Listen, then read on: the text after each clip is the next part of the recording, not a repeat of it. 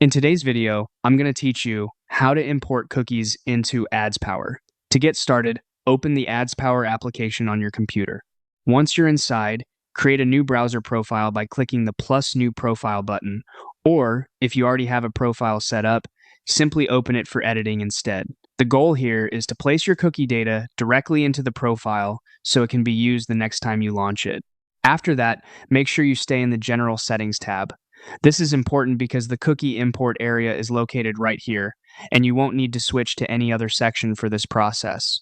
Scroll down through the settings until you find the large text input field labeled cookie. It's usually easy to spot because it gives you enough space to paste a full block of cookie data.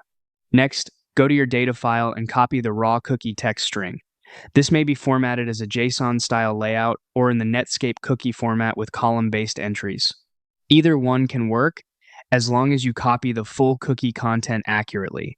When copying, make sure you grab only the cookie data itself and avoid any extra notes or unrelated text around it. Now paste that cookie data directly into the cookie text block in AdsPower. Double check that everything appears complete and properly inserted. If the text is cut off or partially pasted, the profile may not behave as expected. If you want, you can also fill out the account platform field above the cookie area. For example, you might label it with the relevant platform so AdsPower can create quick launch dashboard shortcuts. This step is optional, but it can make profile organization much easier later. Once everything looks correct, click OK in the bottom right corner to save the profile data.